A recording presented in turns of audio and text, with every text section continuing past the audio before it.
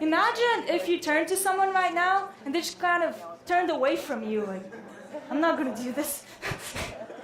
Imagine just being in a room, unable to find anyone who talks like you, looks like you, anyone offering advice or help, just being all alone and feeling like there's really no one out there.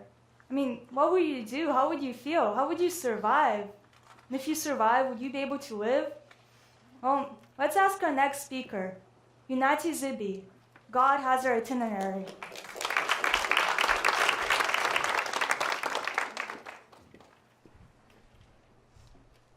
Do you believe that God has our itinerary?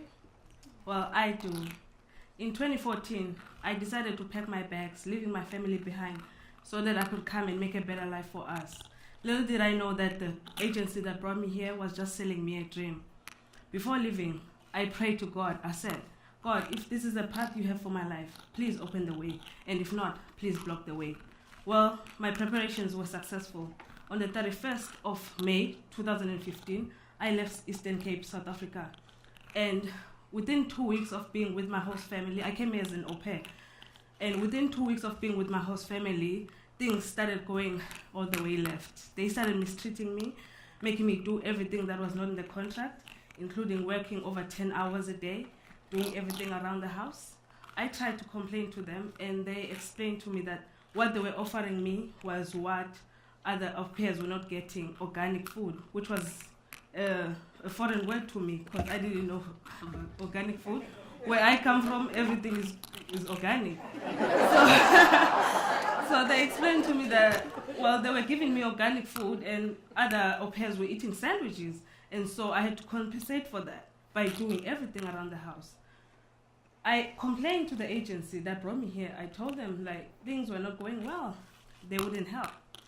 So now I remember going to bed every day crying, like, God, I asked you to open the way only if this was your will for my life. But now I'm here and things are not going well. I'm here alone. I came alone. I don't know anybody. And I was also looking for somebody who looked like me, because where I come from, there's a lot of racism.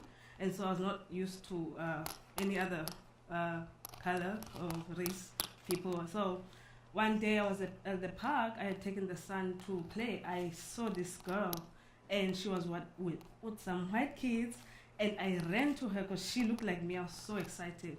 And I went to her and I introduced myself. And it turned out she was also Zambian. Oh, so she's also from Africa. So that was very exciting to me. So I began to tell my friend like what I was going through, because I could not tell my family because I did not want to stress them out.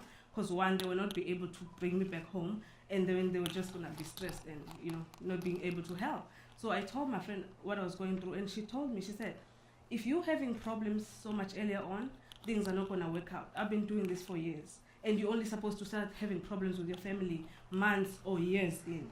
But I can offer you a place to stay. Now that blew my mind, because I was like, who's going to be so kind to a stranger? And I had just been to San Francisco for the gay pride. So in my mind, I'm like, no, girl. I'm not. So I was like, no, we're not doing that. But I was like, no, it's cool. I'll tough it out. I'll talk to the family. Things will be fine. Now, 3 weeks in, we decided to part ways. And I found out that my family was mistreating me because they thought that Africa is full of poverty. And if I complained to them, I would stay either way because I didn't want to go back home to the poverty. And that was far from the truth. So we decided to part ways. I took my friend's offer. I moved in with her, and I stayed with her for 5 months. And one day, she decided to take me to a party. And as we were at the party, I decided to get some fresh air. And as I went outside, I saw this fine gentleman standing outside. So I was like, okay, this fine brother, why is he standing here by himself? Little did I know that was going to be my husband. Aww. And being the talkative self that I am, I struck a conversation with him. And he asked me where I was from. I told him I'm from South Africa. He told me he's from Sierra Leone. And I had never heard of Sierra Leone before. But he told me how interested he was in South Africa, and he wanted me to be his tour guide. And based on that, we exchanged numbers. But this guy was so gentle and patient with me, and I could not understand why, because he didn't know me. But he held me around, held me with a lot of things. And obviously we ended up being together. And we were together for a while. Now, it came a time where we had to introduce to his family one of my traditions. It's called lobola. And that is supposed to happen before the engagement. This is where the groom's family goes to my family and tells them that they found a flower and they want to pick it. And, and that's also a sign of respect from the groom's family, and it's a way to bring the families together. And that was, the biggest test on our relationship, because his parents were just like, no, we're not doing that. Why is South Africa still practicing such traditions, and they are supposed to be the most developed country in Africa? And here I was saying, oh, well, I guess this is it for us, because I'm not going to disrespect my parents. I'm not going to abandon my traditions.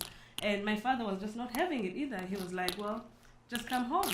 It's fine. You still have a house here. But, my husband was very, he knew what he wanted. And he told me, and at that time I was pregnant. So he was like, well, you know what? I know what I want. And I know that I want to be with one woman. I want to be married to one woman. And I want my kids to have one mother. And both of us come from blended families. We did not have the best experience. So we knew that was not what we wanted for our kids. So he said that he's going to go ahead. He's going to go to South Africa, even if he has to go by himself. So we went to South Africa in 2018. And my family welcomed him. And the lobola went through. And now, fast forward 3 years later, we are blessed with 2 beautiful children. And our life is still, God's plan for our lives is still unfolding every day.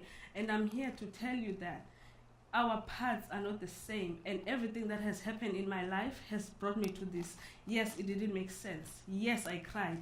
Yes, I blame God. But everything that has happened in my life has brought me to this, and I could not be happier.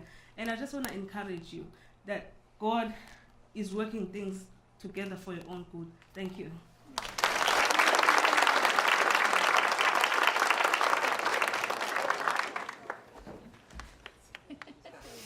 Thank you, Unathi. I mean, honestly, we could have a power outage right now, and we could keep the show running just with Unathi's powerful, bright personality.